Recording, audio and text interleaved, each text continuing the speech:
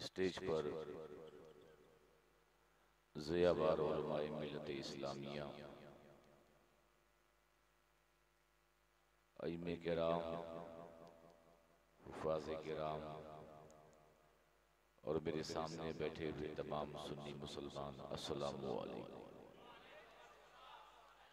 अल-फ़ातिहा इला रूहिल मुस्तफ़ा सल्लल्लाहु तआला अलैहि वसल्लम।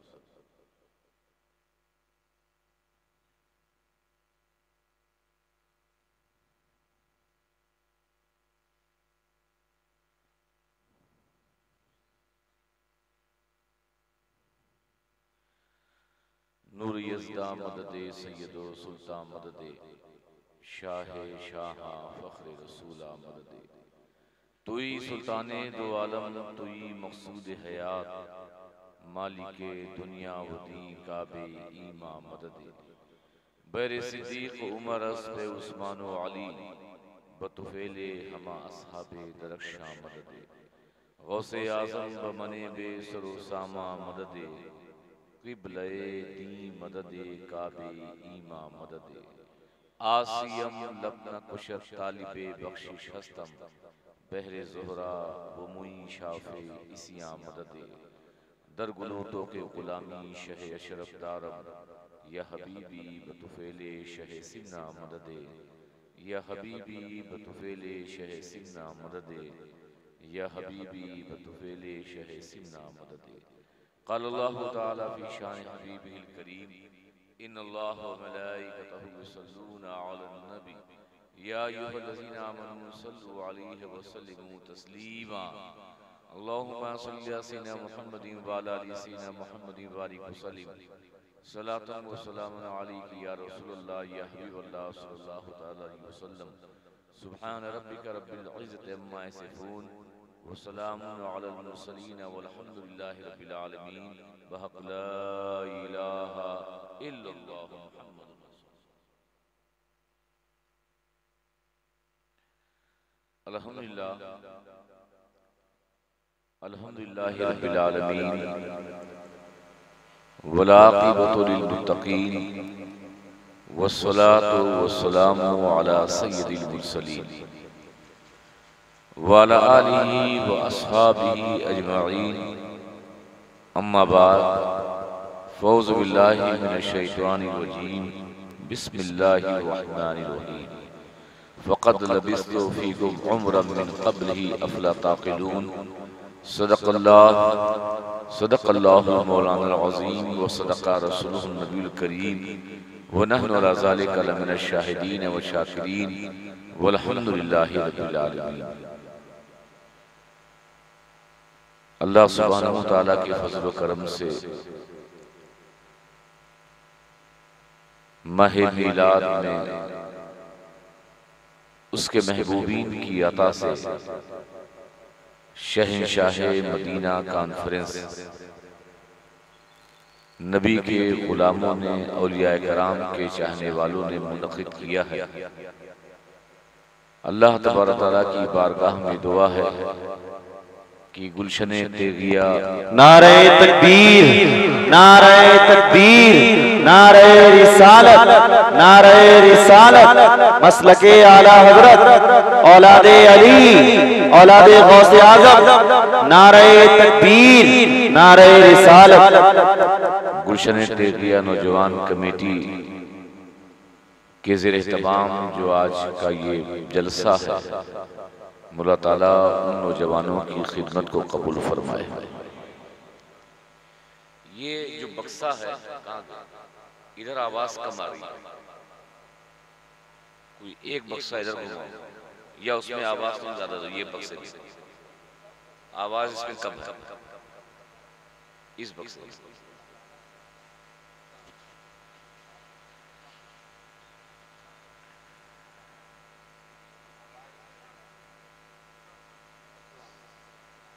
मुझे पता नहीं था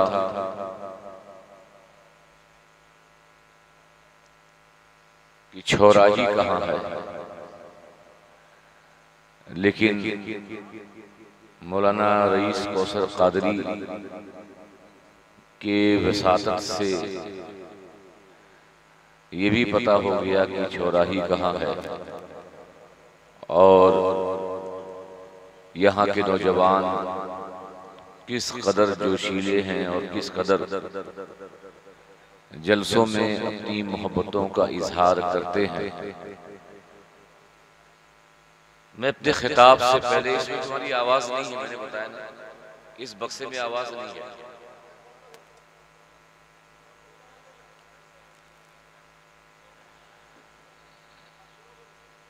आप मेरी आवाज सुन रहे हैं? बोलिए, सभी सुन रहे हैं? देखिए, हर एक की तकरीर करने का तरीका अलग है। मीलाद हम जुलूस, जलसों,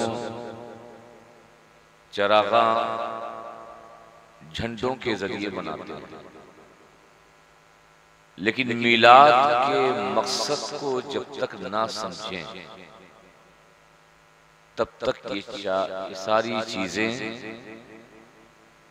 जाहिरी तौर पर मोहब्बत के नजराने तो होंगे, मगर हकीकत के नजराने वही होंगे जो मीलाद के मकसद को सुने और उस पर अमल करें। जलसों का मकसद हमेशा ये होना चाहिए कि हम किसी भी जलसे में जाएं तो वहां कुछ हासिल करें, अपनी जिंदगी में इनकलाब पैदा करें, अपने मोहल्ले में रिवोल्यूशन लाएं, अपने घर में तब्दीली लाएं। अगर ये सारी चीजें आपको जलसे से मिलती हैं, नहीं मिलती, तो ना तो जलसे में जाने का मकसद, न किसी जलसे करने का मकसद सही मानों में अदा होगा।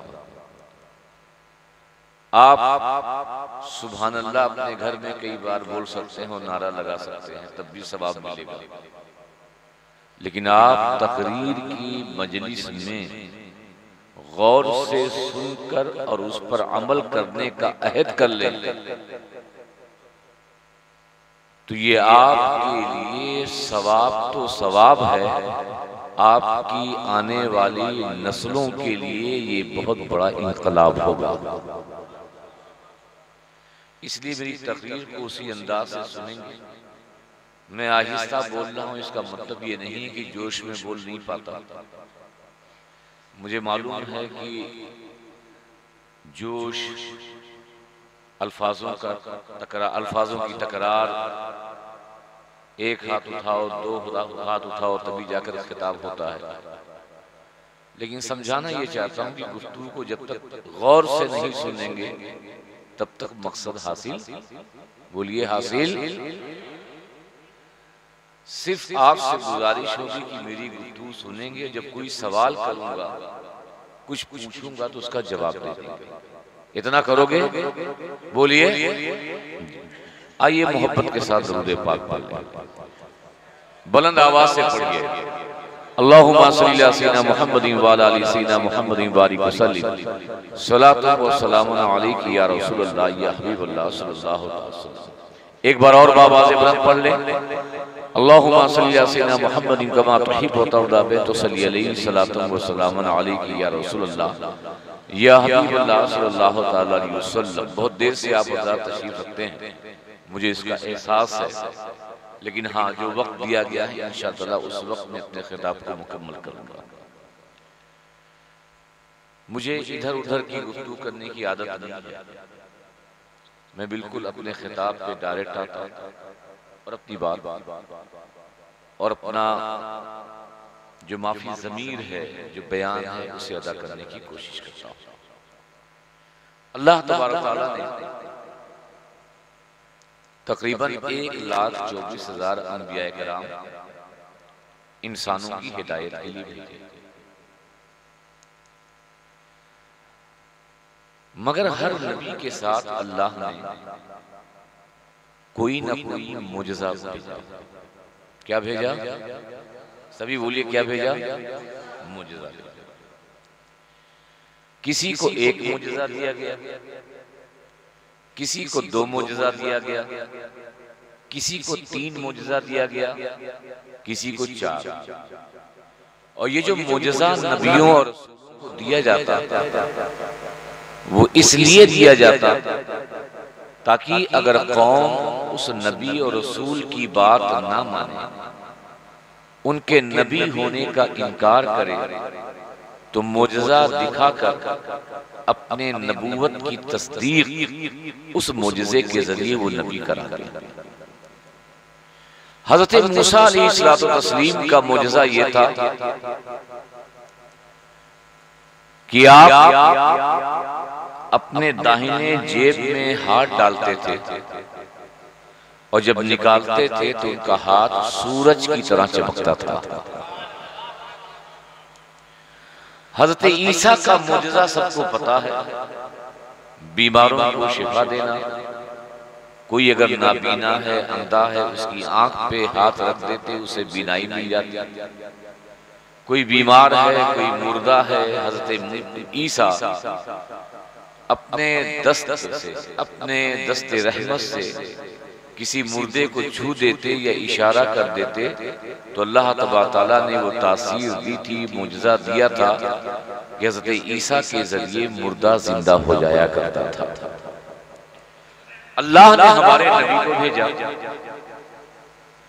हमारे आका को भेजा, एक दो तीन मुजज़ा नहीं बल्कि मुस्तफा को सर से लेकर पैर तक सरापा मुजज़ा बनाकर भेजा।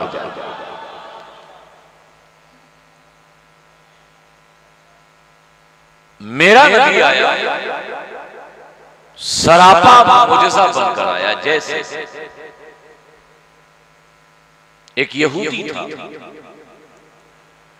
उसने आका करीम सल्लल्लाहु अलैहि वसल्लम से ये मुतालबा किया कि आप अगर अल्लाह के नबी हैं तो ये जो सामने पेड़ है इस पेड़ को हुक्म दे दीजिए ताकि वो पेड़ अपने जड़ समेत उखड़ जाए, मैं मान लूंगा कि आप अल्लाह के रसूल हो, अल्लाह के नबी हो। आका करीम मदीने तैयबा में है, मस्जिद नबवी में मगरिब की नमाज पढ़ने जा रहे हैं। उस यहूदी की बात सुनी, अनसुनी कर दी। इशा का वक्त हुआ, इशा की नमाज पढ़ी।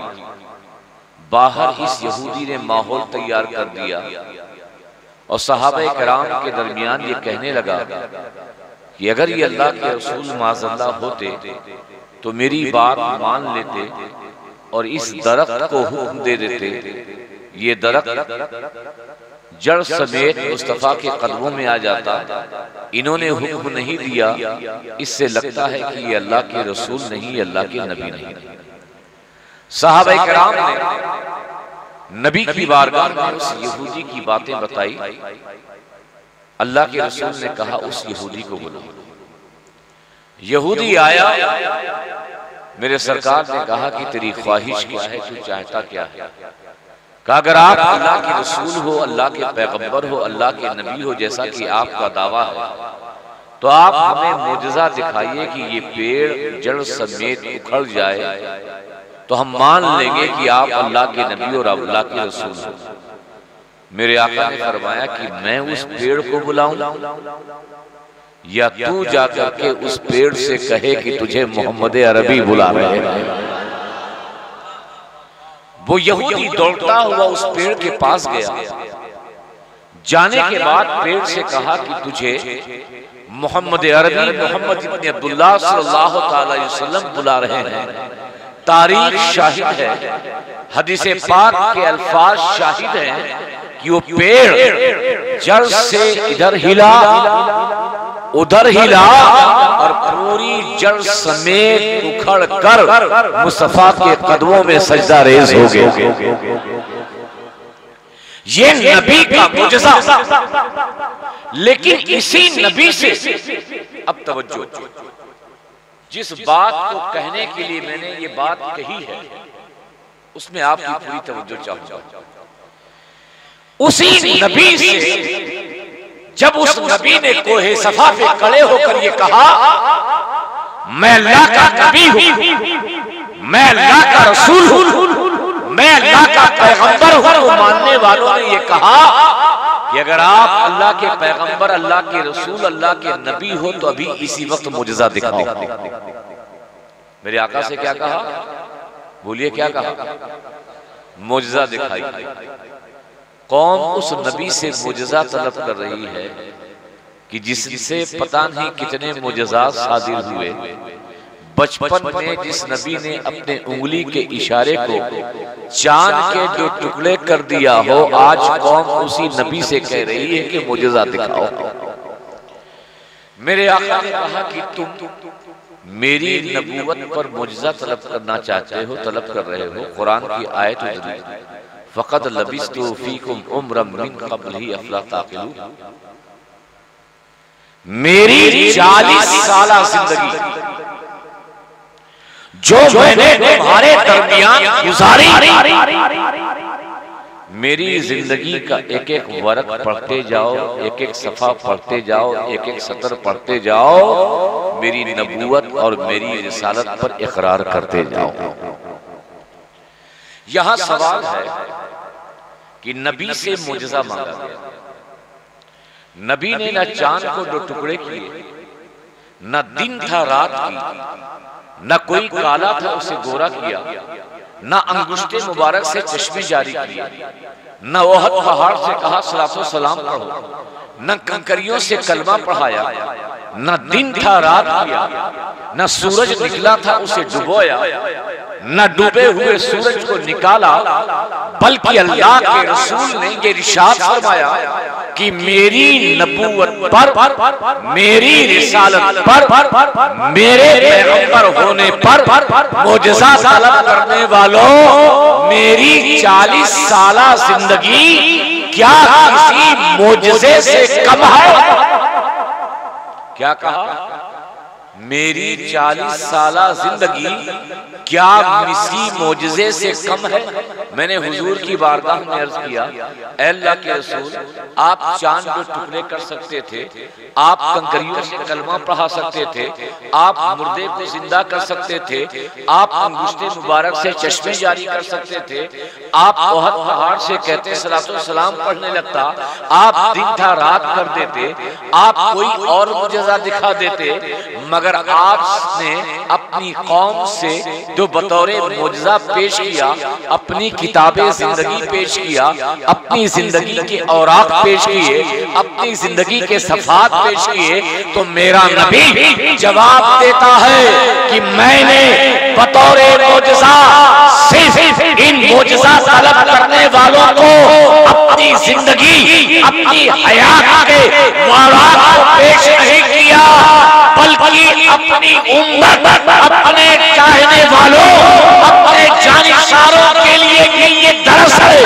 ये पैगाम है कि जब तुमसे कोई इस्लाम की हक़ानियत पर सवाल करे, इस्लाम की सच्चाई पर एतराज़ करे, पूछे इस्लाम कैसा मज़हब है, तो किताब को बतौरे दलील बाद में पेश करना, अपनी जिंदगी को नबी की सीरत में, नबी के कैरेक्टर में, नबी के किरदार में ऐसे ही डाल देना कि वो तुम्हें देखे इस्लाम की हक़ानियत का एतराज़ आता हुआ नजर। आज मुश्किल ये है, जलसे बहुत होते हैं, इतने जलसे होते हैं कि शायद किसी भी कम्युनिटी में इतने जलसे ना होते होंगे जितने सुन्नियों के होते हैं। वहाबियों का जलसा, देवबंदियों का जलसा, दूसरी जमातों का जलसा बहुत मुख्तसर, सुन्नियों का जलसा हर इलाके में, हर गांव में, हर शहर में, मगर फिर भी सुन्नी बढ़ रहा है या घट रहा है? बोलो हाँ नहीं तो बोलो, बढ़ रहा है घट रहा है? बढ़ रहा है। कैसी बात कर रहे हैं आप? शहरों में देखिए कितनी मस्जिदें हमारी थी उनकी हो गई, कितने इलाकों में वो नहीं थे वो पहुंच गए, कितने गांव में कि पूरा पूरा गांव उनका हो गया। क्यों हुआ? इसलिए कि हम जब मुखालिफ को दलील देते हैं तो किताब से देते हैं। क्या देते हैं? किताब से। गैरों को दलील देते हैं तो किताब से देते हैं। अरे किताब से पढ़कर दलील मुस्तफा ने कोहे सफा पर बता दिया कि किताब ये बतौरे दलील बाद में पेश करना, अपनी जिंदगी को इतनी शानदार बना लेना कि कोई तुम्हें देखे तो कहे इस्लाम कितना अच्छा मजहब है, तुम्हें देखे तो कहे सुन्नी कितना अच्छा मजहब है। आज हम मुसलमान बन गए, आज हम अपने आप को सुन्नी जरूर कहते हैं, मगर आज हकीकत में हम किरदार से सही सुन्नी और मुसलमान न बन सके। और नबी ने अपने किरदार को पेश किया, नबी मोजज़ात के साथ थे, उनकी बातें सब मानता, मगर नबी ने अपनी जिंदगी के सफ़हात को पेश किया, अपने कैरेक्टर को पेश किया, अपनी सुबह शाम को पेश किया, अपनी सीरत को पेश किया, अपने आप को पेश किया। नबी ने कैसे कारोबार किया, नबी कैसे अपने अहबाब के साथ, नबी कैसे गैरों के साथ, नबी कैसे सहाबा के साथ, नबी कैसे दुश्मनों के साथ, नबी कैसे पड़ोसियों के साथ, नबी कैसे अपने अज़वाज के साथ, नबी कैसे तिजारत करते थे, ये मुस्तफा ने पहले करके बता दिया ताकि मेरी उम्मत अगर मेरी सीरत पर अमल कर ले, इससे बड़ी उम्मत और शानदार उम्मत पूरी दुनिया में कोई। एक बात बताइए, गरीब नवाज हिंदुस्तान आए? बोलिए, आए? बिहार आए थे? गरीब नवाज बिहार आए थे? हाँ नहीं तो बोलिए। बंगाल गए थे? यूपी गए थे? हिंदुस्तान के और स्टेट में गए थे? सिर्फ गरीब नवाज जो आए हैं लाहौर, पानीपत, दिल्ली, जयपुर, अजमेर, यही गरीब नवाज के आने का रूट और आने का रास्ता है।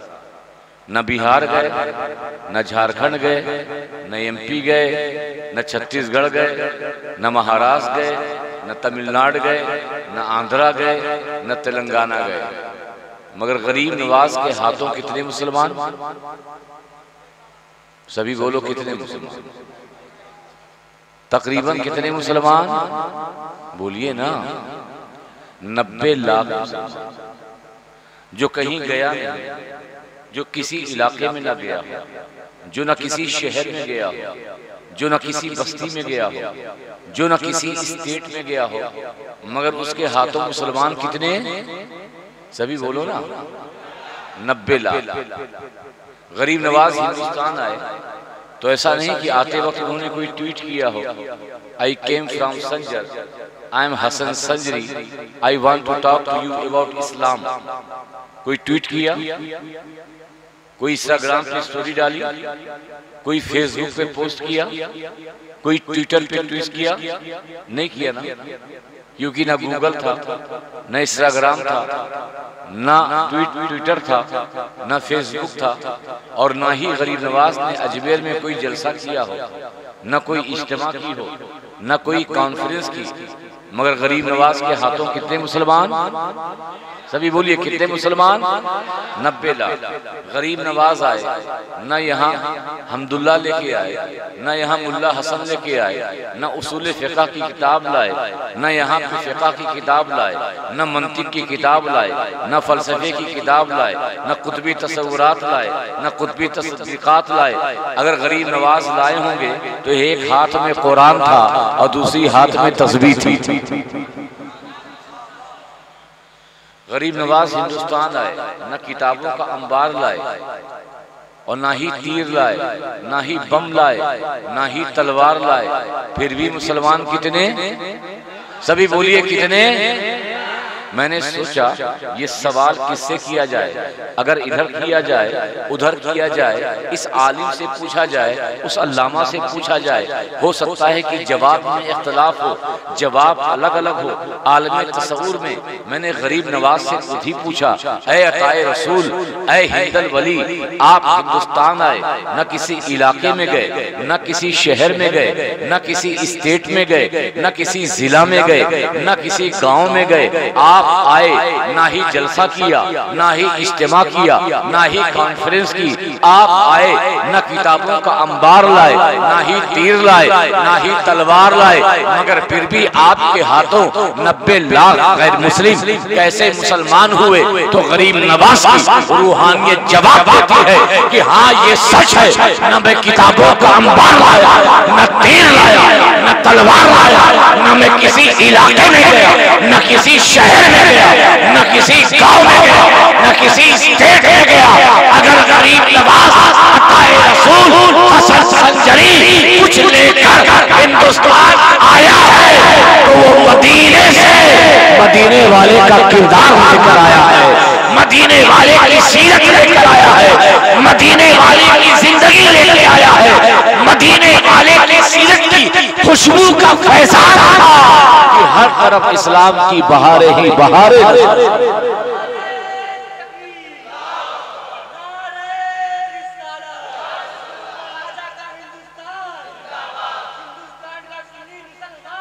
किसी ने कहा है कि हमें ना खंजरो तलवार की जरूरत है, हमें ना खंजरो तलवार की जरूरत है, बस रसूले पाक के किरदार की जरूरत है। और बुलंद आवाज से बोल दो,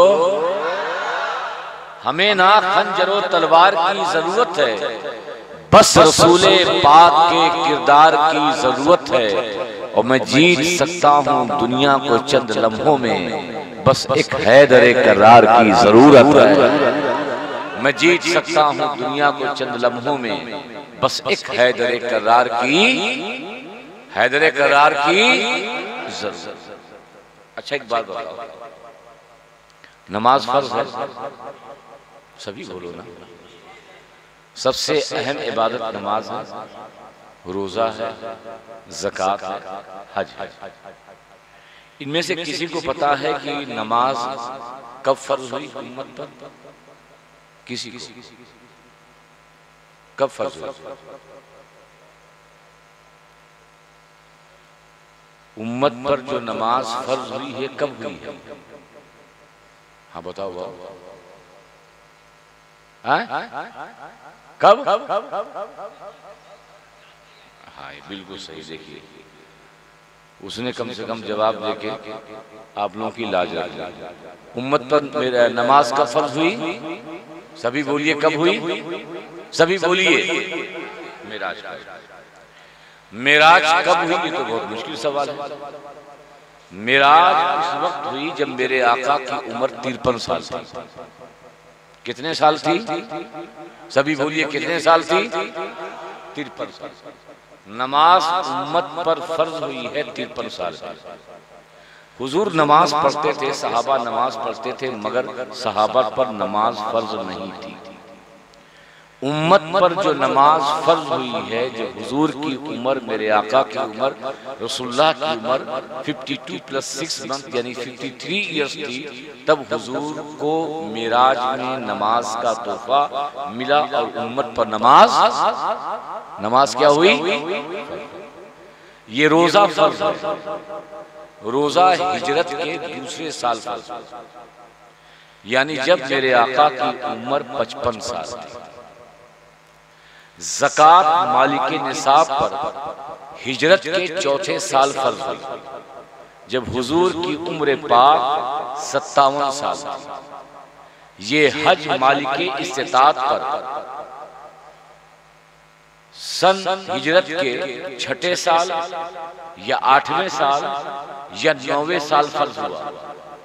कुल मिलाकर के मेरे आका की उम्र 60 साल थी। अब आप देखिए, नमाज 53 साल की उम्र में, ठीक, रोजा 55 साल की उम्र में, ज़कात 57 साल की उम्र में, हज 60 साल की उम्र में फर्ज। तो मेरा सवाल है, 52 से पहले 40, 41, 42, 43, 44, 45, 46, 47, 48, 49, 50, 51, 52 में नमाज फर्ज थी? बोलिए, सभी बोलो। नमाज फर्ज थी, रोजा फर्ज था, ज़कात फर्ज था, हज फर्ज था। तो जब ना नमाज फर्ज थी, रोजा ना फर्ज था, ना हज फर्ज था, ना ज़कात फर्ज थी, तो मेरे आका ने तबलीग किस बात की? ऐलाने नबूवत के 13 साल तक नबी भी जो 53 साल जिंदगी है, 40 साल जिंदगी की कुरान और ऐलाने नबूवत के बाद 13 साल तक न आका ने नमाज की तबलीग की, न रोजा की, न हज की, न ज़कात की। तो सवाल ये है, किस बात की तबलीग की? न नमाज है, न रोजा है, न हज है, न ज़कात है। तो हजरत खदीजा इसका जवाब देती हैं कि जब मेरे आका सल्लल्लाहु अलैहि वसल्लम को पहली बार वही नाजिल हुई, आपके बदन पे कपकपी तारी हुई, आपने कहा कंबल उड़ा दो। हजरत खदीजा ने कंबल उड़ाया। हजरत खदीजा को पता नहीं था ये अल्लाह के नबी हैं। हजरत खदीजा को ये खबर ना थी कि अल्लाह के रसूल हैं। हुजूर ने बताया नहीं, मगर हजरत खदीजा ने जो बात कही थी, कहा मेरे खाविल, मेरे सरताज, मेरे आका, आप गम ना करें, आपके अंदर 7 खूबियां ऐसी हैं जो रूए जमीन में किसी के अंदर नहीं है। और सबसे पहली खूबी ये है कि आप जो दुश्मन हैं, जो दिल से दूर हैं, जिनके घरों में दीवार खड़ी है, जो एक चश्मे पे पानी पीने के लिए तैयार नहीं है, आपका काम ये है कि जो दुश्मन हैं उन्हें दोस्त बनाने आए हैं। जिनके दिल टूटे हुए हैं उन दिलों को जोड़ने आए हैं। जिनके अंदर दूरियां पैदा हो गई है उन दूरियों को मिटाने आए हैं। तो सरकार की जो सारी जिंदगी है वो है आपका इखलास, आपकी मोहब्बत, आपका ऐसा किरदार था कि सरकार ने अपनी नबूवत का, अपने आप को, अपनी रिसालत का इकरार सिर्फ ये कह के नहीं कराया कि मैं अल्लाह का नबी हूँ, अल्लाह का रसूल हूँ, इन मोजज़ात को देखो, मुझे नबी मानो, बल्कि मुस्तफा ने अपनी जिंदगी को अपनी उम्मत के सामने ऐसी पेश की, मुस्तफा की जिंदगी को देखकर, बेकार जिंदगी को देखकर लोगों ने इस्लाम को कबूल किया, मुसलमान हुए, साहिब ईमान। आज मुश्किल ये है, हम सुन्नियों में बीमारी ये है कि हम आपको शॉर्टकट में जब तक जन्नत न दे तब तक आप मुतमईन नहीं होते।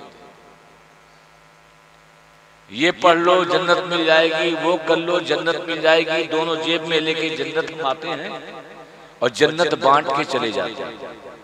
और हम सुन्नी समझते हैं कि हमने जलसा कर लिया, नारा लगा लिया, सुभान अल्लाह बोल लिया, बड़ा मजा आया, खतीब साहब ने बड़ा शानदार खिताब किया, बहुत चुटकुले सुनाए, बहुत कहानियां सुनाई, बड़ा लुत्फ आया, बड़े नारे लगे, पूरा मजमा भरा हुआ था, पूरा जलसा भरा हुआ था, बड़ा मजा आया, बड़ा शानदार प्रोग्राम हुआ। हम इसी ताक में रहते हैं और अपने जलसे की कामयाबी को इसी में समझते हैं। मुसलमानों, जलसों की कामयाबी इस बात में है कि अल्लाह ने जो फरमाया कि नबी के नक्शे कदम पे चलो, अल्लाह ने फरमाया मुस्तफा जो तुम्हें दे उसे ले लो, मुस्तफा जिससे तुम्हें रोके उससे रुक जाओ। मुस्तफा ने अपनी जिंदगी में जो मोहब्बत की सौगात अपनी उम्मत के सामने पेश की है। अगर हमारे अंदर वो मोहब्बत का मादा नहीं, अखलाक का मादा नहीं, सीरत की चाशनी नहीं अगर हमारे अंदर मौजूद नहीं है तो हम नाम के मुसलमान हैं, काम का मुसलमान वही है जिसके जिंदगी में नबी की सीरत का बाब रोशन हो। मैं बड़ी ईमानदारी से एक बात कहूंगा, यहां इनमें से बहुत से हाफिज़े कुरान मिल जाएंगे, बहुत से लोग ऐसे मिल जाएंगे जिन्होंने रमजान में कुरान इमाम साहब के पीछे सुना होगा, मगर बड़ी जिम्मेदारी से कहता हूं कि इनमें से एक आदमी भी नहीं मिलेगा जो खड़ा होकर ये कह दे कि मैंने जिस रसूल का कलमा पढ़ा है उस रसूल की जिंदगी को भी पढ़ा। एक बंदा नहीं। कुरान पढ़ने वाले मिल जाएंगे, कुरान याद करने वाले मिल जाएंगे, मगर अफसोस हम मुसलमानों में है कि जिस नबी का कलमा पढ़ते हैं उस नबी की सीरत, उस नबी का किरदार, उस नबी की जिंदगी का मुताला करने वाले हमें नहीं है। कोई अगर नबी की गुस्ताखी करे तो हमारा इश्क, हमारी दीवानगी इस कदर आपे से बाहर हो जाती है कि उसका पूरा घर घेर लेते हैं, उसका पूरा इलाका घेर लेते हैं, थाने को घेर लेते हैं, पता नहीं क्या से क्या नहीं करते कि उसने मेरे आका की गुस्ताखी की। ऐसे ऐसे नारे आ गए हैं कि जिससे हम समझ लेते हैं कि ये नारा हमने लगा दिया तो हमारा इश्क पूरा हो गया, ये नारा हमने लगा दिया हमारे इश्क की मेराज हो गई। कभी मुसलमानों तुमने झांक कर अपने अंदर देखा कि तुम नबी के खुद कितने गुस्ताख? मैं खुद छिंदवाड़ा में पिछले साल मध्य प्रदेश में नौजवान शराब पिए थे, नौजवान शराब पिए थे, डीजे निकाल करके वो शराब की हालत में आका के मीलाद का रात में जुलूस निकाल रहे थे। हम जुलूस निकालते हैं, मीलाद की महफिल सजाते हैं, यकीनन सजाना चाहिए, मीलाद मनाना चाहिए, शानदार जुलूस निकालना चाहिए, परचम इस्लाम को लहराना चाहिए, मगर सुनियो इस परचम को लहराते वक्त, जुलूस निकालते वक्त, घरों को सजाते वक्त, मीलाद की महफिल सजाते वक्त कम से कम अल्लाह को गवाह बनाओ कि जिस नबी का कलमा पढ़ते हैं, ऐ अल्लाह उस नबी का कैरेक्टर हमारे अंदर डाल दे, उसकी सीरत डाल दे, उसका किरदार डाल दे, ताकि हमारी जिंदगी में, हमारी नस्लों में इनकलाब। माशाअल्लाह, जिंदाबाद जिंदाबाद, माशाअल्लाह, वाह।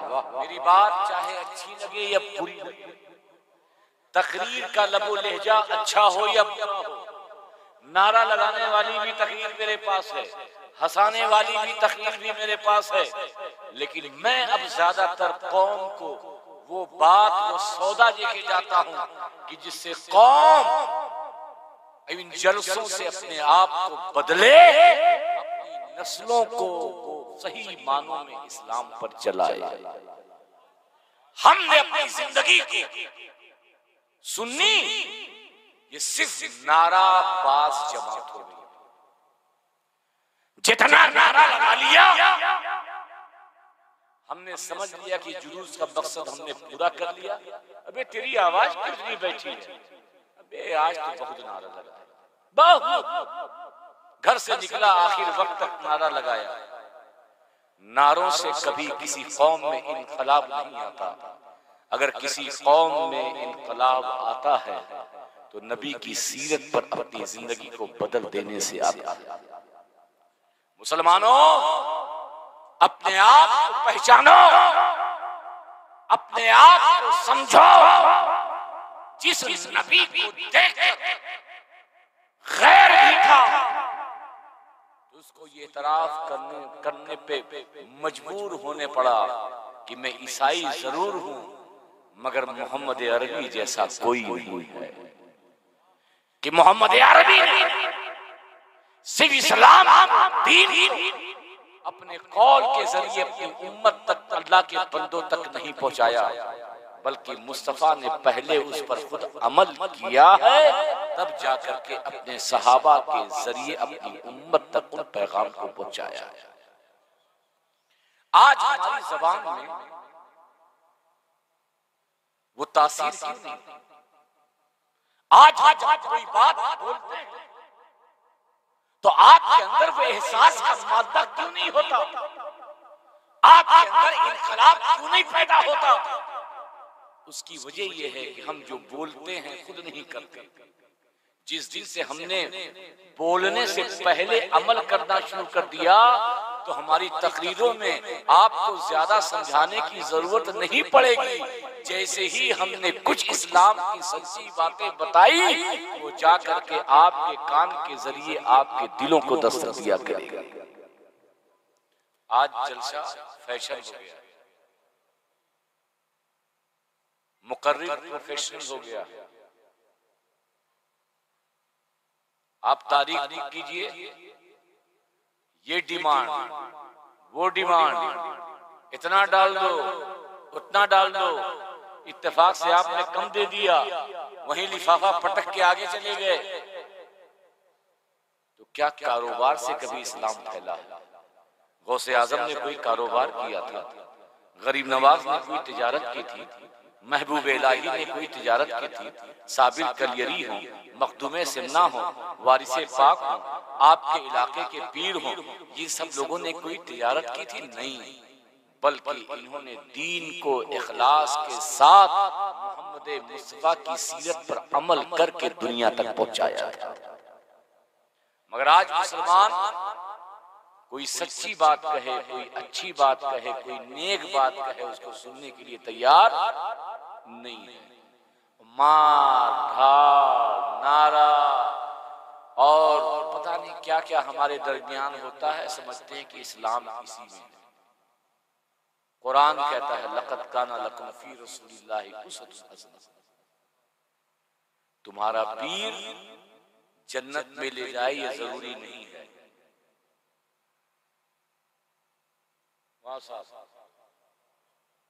बहुत कड़वी बात बोल रहा हूं। आते हो पीर के दामन को पकड़ लेते हो, समझते हो जन्नत मिल जाएगी। मिल गई, नमाज पढ़ने की क्या जरूरत, रोजा रखने की क्या जरूरत, पीर साहब तो हमको जन्नत में लेके जाएंगे। अरे पीर साहब अपने लिए जन्नत सोचे, मुरी का तो बाद में होगा। सिर्फ वाहिद साहब मुस्तफा और मुस्तफा ने जिन्हें जन्नत की बशारत और मुस्तफा की जिंदगी पर जो अब्दुल कादिर गौसे आज़म, जो गरीब नवाज, जो महबूब इलाही, जो मखदूम सिमना हुए, बरेली के आला हज़रत हुए, मुफ्ती आज़म हिंद हुए, ये वो शख्सियत हैं जिन्होंने नबी की जिंदगी पे अमल करके मुस्तफा की तालीमात को आम किया। अब अगर इनके दामन को सच्चाई के साथ पकड़ोगे और अमल करोगे, तब जाकर के तुम्हें जन्नत के दरवाजे मुश्ताक नजर आएंगे, वरना जन्नत ऐसे नहीं। जन्नत तो ऐसा है भाई, ये कर लो जन्नत, हाथ भी दामन पकड़ लो जन्नत मिल जाएगी। हमने ये जब से पीरी मुरीदी प्रोफेशनल तरीके से शुरू हुई है, तब से सुन्नी और ज्यादा गुमराह हो गया। वो सोचता मैं मुरीद हो गया, पीर साहब तो बख्शेंगे। पीर साहब सोचते हैं कि ज्यादा से ज्यादा मुरीद बनाओ ताकि मार्केट में सबसे बड़ा मुरीद मैं रहूं। सबसे ज्यादा दीन की फिक्र इल्ला माशाअल्लाह को होगी, शरीयत की फिक्र इल्ला माशाअल्लाह को होगी, अल्लाह का खौफ कुछ लोगों को होगा। मगर मार्केट में अक्सर पीर ऐसे ही आपके पास आते हैं, आप उनके पास जाते हैं जिन्हें अल्लाह का खौफ नहीं बल्कि आपका माल, आपकी दौलत, आपकी जमीन, आपकी जायदाद चाहिए। आ गए चौराही ने मुरीद कर लिया। हमारे पास कितने बीघा जमीन है? 10 बीघा। 1 बीघा खानका के नाम लिख दो। पीर साहब ने कभी कोशिश नहीं की तुम्हारा बच्चा पढ़ाई कर रहा है कि नहीं कर रहा है, बिगड़ा हुआ है या सुधरा हुआ है, शराब पी रहा है या जुआ खेल रहा है, वो माशरे में तबाही के दहाने पे खड़ा है या शरीयत के मुताबिक जिंदगी गुजार रहा है। पीर को देखो और देखो कि वो तुम्हारी आखिरत की फिक्र कर रहा है या दुनिया की फिक्र कर रहा है। अगर वो आखिरत की फिक्र कर रहा है तो समझ जाना कि वाकईतन वो पीर है, मैदान महशर में तुमको बख्शने के लिए वो आगे आएगा। वरना जिन पीरों की नजर जेब पर हो, जिन पीरों की नजर जेब पे हो, तो वो अपना भला तो कर सकते हैं मगर अपने मुरीदों का भला नहीं कर सकते। और इनकलाब हजरत हबीब अजमी थे। हो सकता है मेरी बात आपको नहीं समझ में आ रही हो, क्योंकि आप जिन जलसों के आदी हैं वो मुझे पता है। और मैं वाकईतन कहूं कि मैं बिहार में शायद 1 या 2 या 3 जलसा बड़ी मुश्किल से करता हूं, नहीं जाता जाता ही नहीं। मैं आपको बताऊं, शिवहर है, शिवहर है, शिवहर ये नाम है, मुजफ्फरपुर के आगे। हाँ ऐसे कुछ नाम है। तो एक मेरे उस्ताद मौलाना कमरे आलम अली भी जमदा शाही और बल्ती मुसहरी के बहुत करीब ताल्लुक भी है और वाकईतन में उन्हें अपना उस्ताद मानता हूं। तो इत्तेफाक से उनके जरिए वो जलसा हुआ और मुझे 3 बजे बैठाया। अच्छा, यहाँ जलसा होता तो मेला होता है, चाट वाला है और मिठाई बिक रही है, जलेबी चल रही है, लड़कियां ब्यूटी पार्लर से आकर के टहल रही हैं, लड़के उनकी तलाश में निकले हुए हैं। ये पूरे बिहार में जलसों का माहौल है। आलम यह है कि अगर वो घर पे ना मिल पाए तो मिलने का पता वो जलसा देता है कि उस जलसे में तुम पहुंच जाना, मैं भी पहुंच जाऊंगा, वहां हमारी तुम्हारी मुलाकात हो जाएगी।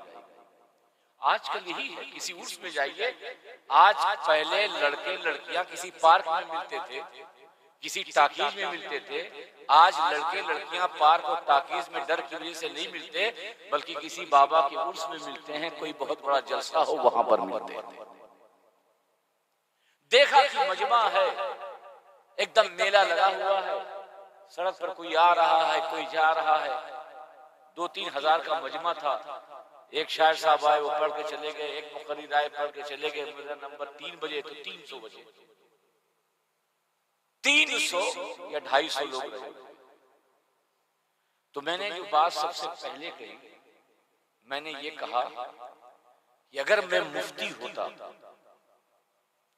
तो जो मुरव्वजा जलसे आज हो रहे हैं तो सबसे पहले इसके नाजायज होने का फतवा देता और फिर वही कमेटी के लोगों को खड़ा किया। और खड़ा करने के बाद मैंने यही कहा कि मुझको इतनी दूर से बुलाया, मेरा पोस्टर में नाम डाला, बड़े बड़े फोटो डाले कि हजरत का खिताब होगा, आप 3 बजे बैठाए, सारे लोग चले गए। मैं अब खिताब जिन्नातों के बीच में करूं, फरिश्तों के बीच में करूं, कहां जाके करूं? और तुम जो 3-4 लाख रुपया लगाए हो चंदा करके, 10-10, 20-20, 100-100, 200, 500 जमा करके बंबई और दिल्ली जा करके, या जो लोग बंबई और दिल्ली में काम कर रहे हैं उनसे तलब करके, और इतना गरीब गांव था, इतना गरीब गांव था, अंसारियों की वहां पे बस्ती थी कि बच्चियों की शादी नहीं हो रही है, गुर्बत की बुनियाद पर बच्चों को पढ़ा नहीं पा रहे हैं, मुफलिसी की बुनियाद पर। मैंने कहा ये जलसे तुम करते या न करते, मैदान महशर में अल्लाह तुमसे ना पूछता कि तुमने अपने इलाके में जलसे क्यों नहीं किए, मगर इन पैसों का जो तुमने जलसों में इस्तेमाल किया है अल्लाह जरूर पूछेगा, इन पैसों का तुमने इस्तेमाल गरीबों के लिए क्यों नहीं किया, मुफलिसों के लिए क्यों नहीं किया, गरीब बच्चियों की शादी। हम जैसे लोगों को नजराना दे करके, वाह वाही कर करके जलसा सजा लिया, वाह वाही हासिल कर ली, इससे कौम का भला होने वाला नहीं। इसलिए मैं आता ही नहीं। आता ही नहीं, क्योंकि ऐसी बातें कौम सुनने के लिए तैयार नहीं है, ऐसी बातें आप हजम करने के लिए तैयार नहीं। इस्लाम जब भी फैला है तो किरदार से फैला है, इस्लाम जब भी आगे फैला है तो कैरेक्टर से फैला है, सच्चाई से फैला है, झूठ ना बोलने से फैला है, चुगलखोरी ना करने से फैला है, किसी को ना सिताने से फैला है, पड़ोसियों का हक देने से फैला है। सिर्फ नारा लगाने से कभी इस्लाम फैला, बोलिए, फैला नहीं है। हजरत हबीब अजमी देखिए, इनकलाब कैसा आता है,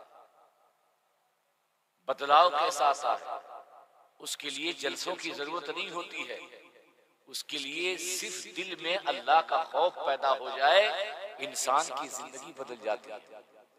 हजरत हबीब अजमी थे, जब वो मैदान से जाते थे, इतने बड़े सूदखोर थे, इतना इंटरेस्ट लेते थे कि जब किसी के वहां जाते थे तो अगर सूद की रकम नहीं मिलती थी तो वो जाने का भी एक्स्ट्रा पैसा लेते थे कि मैं तेरे घर आया हूं, इसका भी कुछ अदा कर।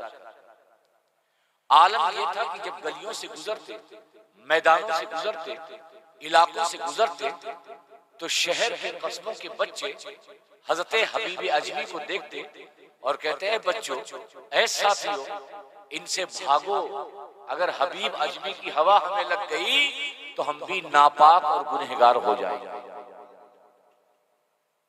देखिए सुभान अल्लाह, हम किस बात पर सुभान अल्लाह बोलते हैं हमें यही नहीं पता। हमारे एक सैयद साहब थे डिग्रस के, एकदम सच्चा वाकया है, ये वो मस्जिद में तकरीर कर रहे थे। एक बहुत मशहूर हदीस है बनी इस्राइल की, एक आदमी ने 99 कत्ल कर दिया और फिर तौबा करने के लिए कहा कि अल्लाह ताला मेरी तौबा कबूल करेगा या नहीं करेगा। एक मौलवी साहब के पास गया तो मौलवी ने कहा कि तूने 99 कत्ल किए हैं तो कैसे अल्लाह तेरी तौबा कबूल करेगा। तो उसने चाकू निकाला और फौरन मौलवी के पेट में डाल दिया। तो जैसे ही मौलवी के पेट में उसने चाकू डाला, ये सैयद साहब ने कहा कि जितने भी मुक्तदी थे सबने कहा सुभान अल्लाह। क्या कहा? तो सैयद साहब कहते हैं, अहमद को, नादानो, जाहिलो, उसने 99 मर्डर किए, एक बार तुमने सुभान अल्लाह नहीं कहा। जैसे ही मैंने कहा कि उसने मौलवी का मर्डर कर दिया, फौरन तुम्हारी जबान से सुभान अल्लाह आ गया। तो सुभान अल्लाह कहाँ बोलते हैं कहाँ नहीं बोलते ये भी नहीं पता होता। तो हजरत हबीब अजमी गुजरते थे तो बच्चे भी उनके दामन की हवा से बचते थे कि ऐसा ना हो कि इसके दामन की हवा लग जाए तो हम गुनहगार हो जाए। एक दिन एक औरत के पास गए ब्याज की रकम लेने के लिए, उसका शौहर नहीं था, वो अपने बच्चों का सालन बना रही थी, खाना बना रही थी। हबीब अजमी ने कहा कि भाई मुझे मेरे सूद की रकम दे दो। तो उस औरत ने कहा कि मेरा शौहर नहीं है और अभी हालात ठीक नहीं है, मैं तुम्हें रकम नहीं दे सकती। तो हबीब अजमी ने कहा कि रकम नहीं दे सकती, मैं तुम्हारे दरवाजे पे आया हूँ, कुछ ना कुछ तो देना पड़ेगा। उस औरत ने कहा मेरे पास कुछ नहीं है, जो तुम्हें क्या दूं? कहा सालन की महक आ रही है, ये जो सालन तुम अपने बच्चों के लिए बना रही हो ये मुझे दे दो। वो मजबूर होकर उस औरत ने सालन हजरत हबीब अजमी को दे दिया। हजरत हबीब अजमी घर आए, जब दस्तरखान लगाया, सालन प्लेट में निकाला तो सारा सालन जो गोश्त का था वो खून का बन गया। जब खून का बना तो हजरत हबीब अजमी को एहसास हो गया, ये हबीब, ये जो सालन खून का बना है ये किसी औरत की आह का नतीजा है जिसकी बुनियाद पर ये सालन खून का हो गया है। फौरन अल्लाह की बारगाह में हाथ उठाया और अल्लाह की बारगाह में दुआ की कि ऐ अल्लाह तू हबीबे अजमी की तौबा को कबूल फरमा ले। अब मैंने जिन जिन को रकम दी है, हबीब कभी इंटरेस्ट दूर की बात अपनी रकम का भी उससे मुतालबा नहीं करेगा। ये तौबा करते हैं। दूसरे दिन हबीब अजमी जब उसी शाहराह से गलियों से गुजरते हैं तो वही मोहल्ले के बच्चे कहते हैं कि बच्चों आओ हबीब अजमी के करीब चलो, अगर हबीब अजमी के दामन की हवा लग जाएगी तो हम भी जन्नत वाले हो जाएंगे, हम भी नेक हो जाएंगे, हम भी पारसा हो जाएंगे।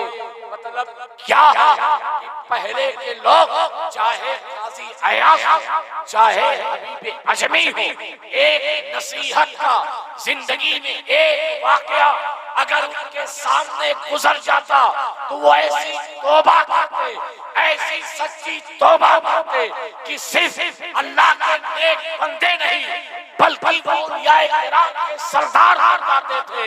तो ऐ बिहार के सुन्नी मुसलमानों, मीलाद का जुलूस, मीलाद की महफिल, नबी की सीरत, नबी की मीलाद मनाने वालों, हम भी अहद कर लें इस जलसे के तुफेल अल्लाह हमें ऐसी तौबा की तौफीक दे कि हम सही मुस्तफा की सीरत पर चलने वाला मुसलमान बन सके। मुसलमान कैसे? हुजूर तो आए थे लोगों के दिलों को जोड़ने के लिए, मगर ये मुसलमान दिलों को तोड़ने आता है। हजरत फखरे जहां देहलवी, ये हजरत महबूब इलाही के खलीफा, क्या नाम है? नहीं सुने? हजरत फखरे जहां, हजरत फखरे जहां देहलवी, ये महबूब इलाही के खलीफा अपने मुरीदों के साथ जा रहे हैं। तो देखा कि एक हौज है, उस पर कुछ पंडित बैठे हैं और कुछ लोग नहा रहे हैं, पंडित उसे नहला रहे हैं। मगर एक बूढ़ा था, उस बूढ़ा का कोई भक्त नहीं था, उसका कोई जजमान नहीं था, उसका कोई मानने वाला नहीं था। बूढ़ा बेचारा मायूसी के आलम में बैठा। जो मोटे थे, मुस्तंडे थे, जो ताकतवर थे पंडित, सारे भक्त लोग वहां नहाने के लिए जमा हैं।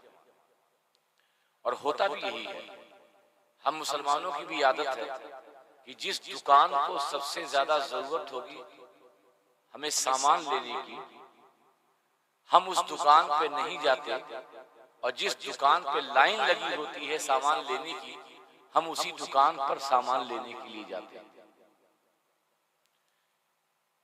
एक अंग्रेज था, एक मुसलमान की दुकान पे गया और उससे कहा कि भाई साहब ये सामान दे दीजिए।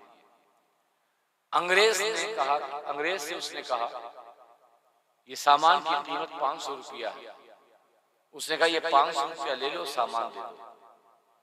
उसने कहा नहीं, सामान मैं तुम्हें नहीं दूंगा, सामने वाली दुकान है वहां पे जाओ, जाकर सामान ले लो। वो अंग्रेज उस सामने वाली दुकान पे गया सामान लेने के लिए। उसने सामान निकाला, कहा कितने का? कहा 500 रुपए का। इसने 500 रुपया दे दिया, उसने सामान ले लिया। मगर अंग्रेज था, उसने सोचा कि आखिरकार पहले वाले ने सामान क्यों नहीं दिया।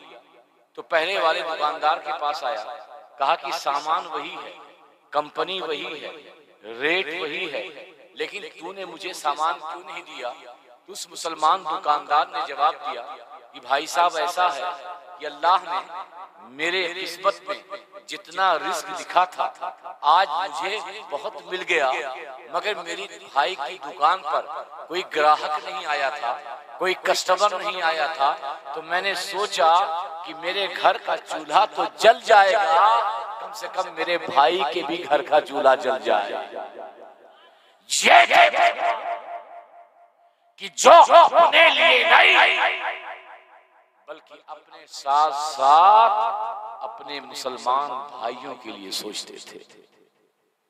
तो हजरत फखरे जहां देहलवी ने अपने मुरीदों से कहा कि अगर आप कहो तो इस बुढ़े को जो पंडित है उसके चेहरे पे मुस्कान ले। तो मुरीदों ने कहा हजरत आप पीर साहब हो, हम आपको क्या हुक्म देंगे, आप जो चाहो सो करो। हजरत फखरे जहां देहलवी हजरत महबूब इलाही के खलीफा उस पंडित के पास जाते हैं, बूढ़े पंडित के पास, और कहते हैं कि बाबा जी हम भी स्नान करना चाहते हैं, हम भी नहाना चाहते हैं। पंडित ने आपको नहला दिया। हजरत फखरे जहां देहलवी ने उसे 5 रुपया दिया, 5 टका दिया, उस दौर में जो चलता था वो दिया। वो पंडित खुश हो गया। दूसरे हफ्ते हजरत फखरे जहां देहलवी फिर गए, फिर उसको 10 रुपया दे दिया। तीसरे हफ्ते गए 15 रुपया दे दिया। जब चौथे हफ्ते गए तो उस पंडित ने हजरत फखरे जहां देहलवी के हाथ को पकड़ लिया। कहा कि आज स्नान बाद में होगा, सबसे पहले आप मेरे घर में चलेंगे, उसके बाद स्नान। हजरत फखरे जहां देलवी ने कहा कि बाबा जी ऐसा क्यों कर रहे हो, स्नान करा दो बाद में घर चलेंगे। कहा नहीं, पहले आप हमारे घर चलिए, स्नान बाद में।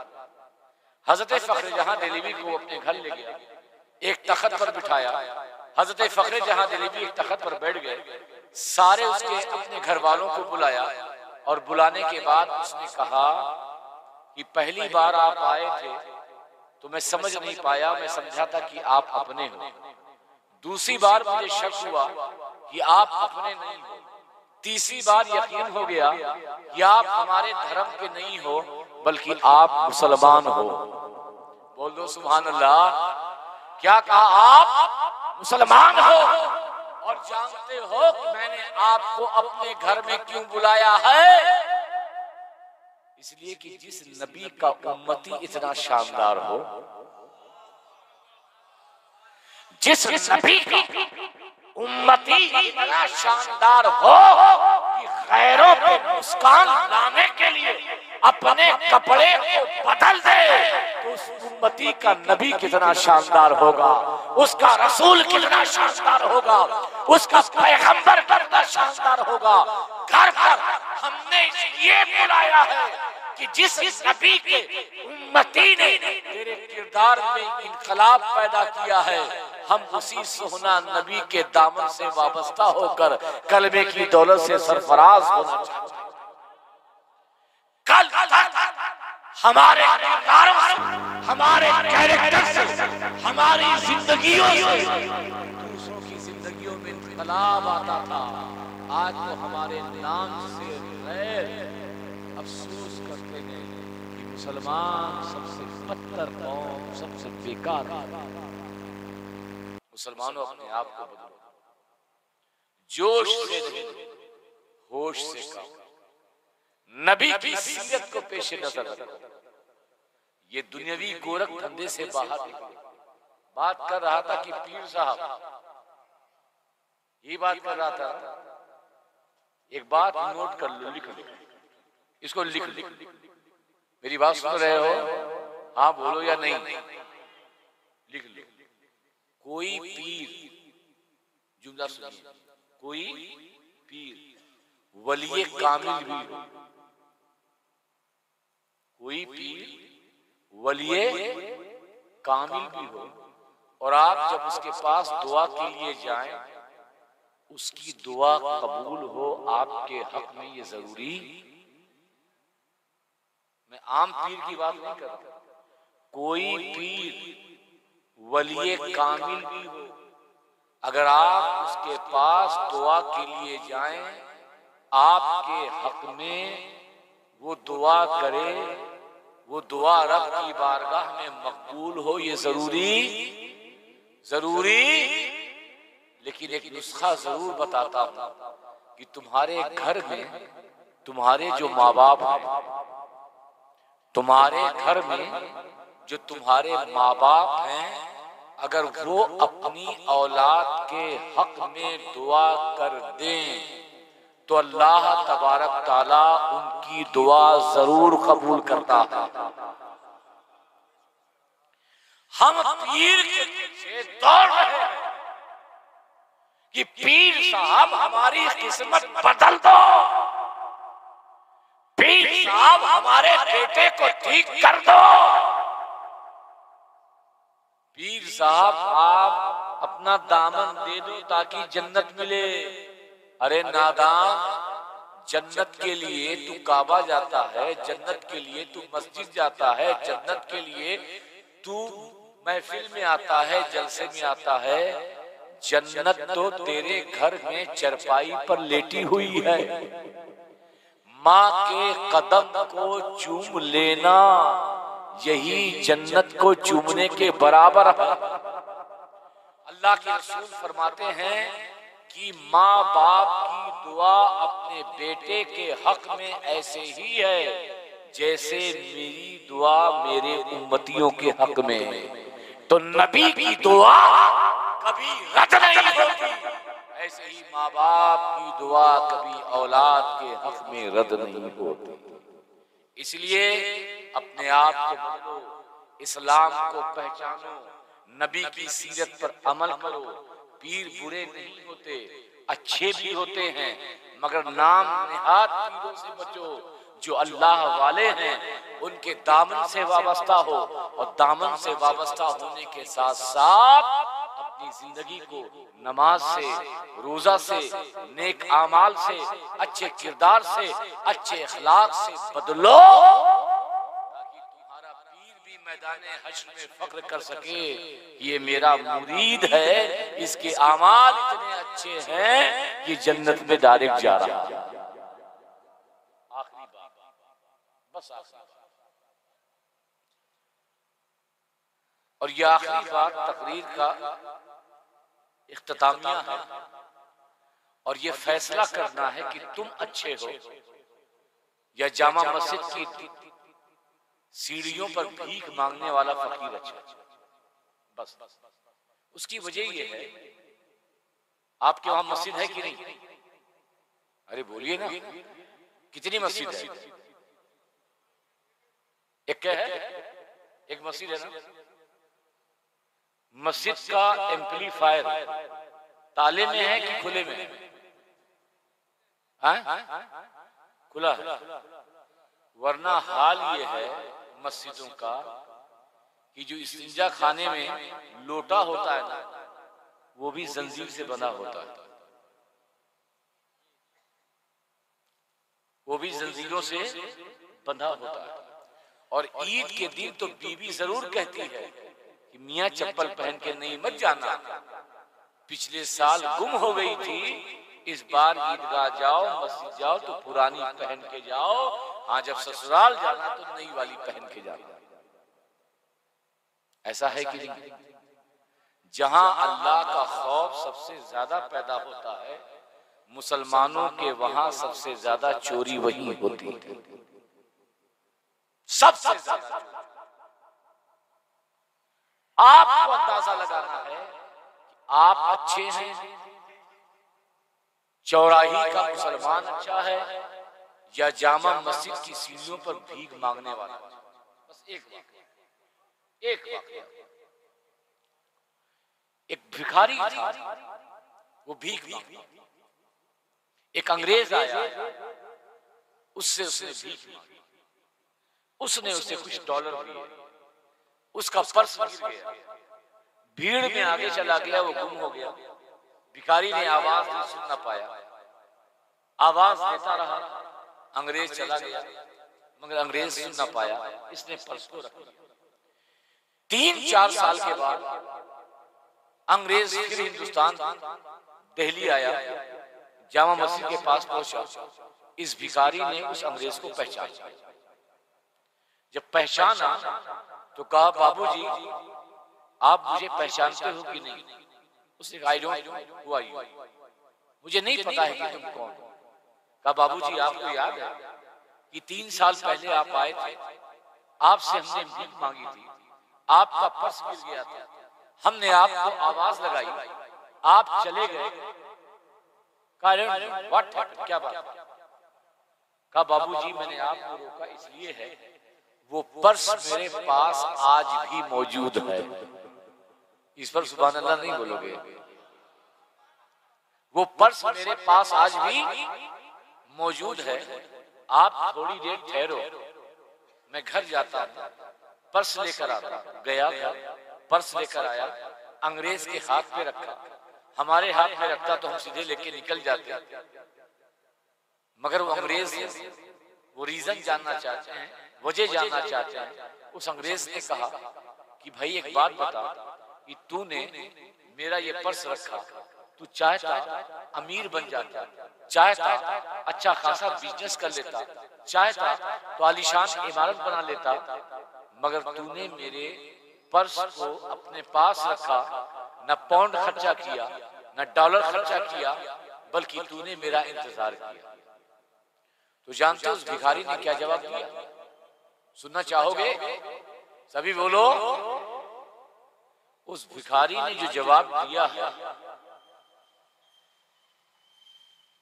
जवाब सुनना और अपने आप को देखना कि आप अच्छे हो या जामा मस्जिद की सीढ़ियों पर भीख मांगने वाला वो भिखारी अच्छा था।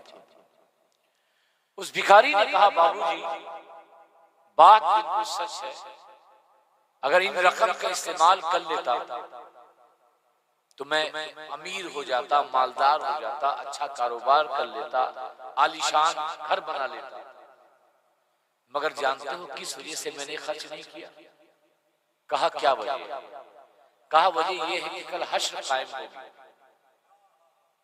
कल हश्र कायम होगी, तुम ईसाई हो, हजरत ईसा के साथ होगे, मैं हुजूर का उम्मती हूं, मैं अपने आका के गिरोह में रहूंगा और कहीं तुम मुझे पहचान लिए, तुम्हें ये याद आ गया कि मैंने तुम्हारा पर्स रखा था, मिलने के बाद मैंने तुम्हारा पर्स तुम्हें लौटाया नहीं, बगैर इजाजत के मैंने तुम्हारे रकम को खर्च किया, ये शिकायत तुम कहीं अपने पैगंबर हजरत ईसा से मेरे नबी के सामने मत करना।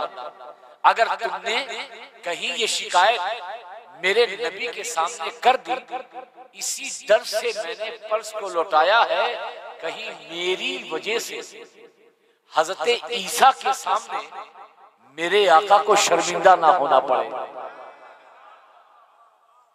मेरे इस अमल पर मेरे आका को हजरत ईसा के सामने शर्मिंदा ना होना पड़े।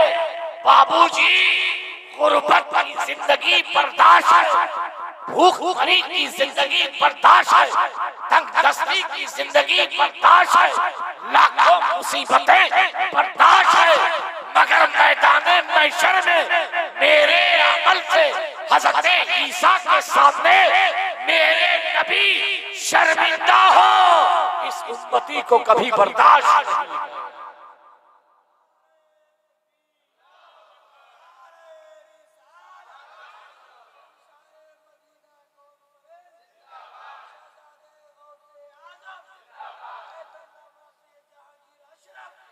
तो देखा,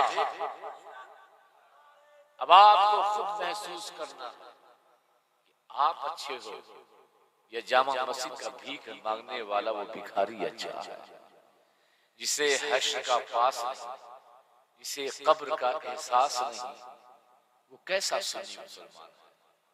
मुसलमानों अपने आप को बदलो,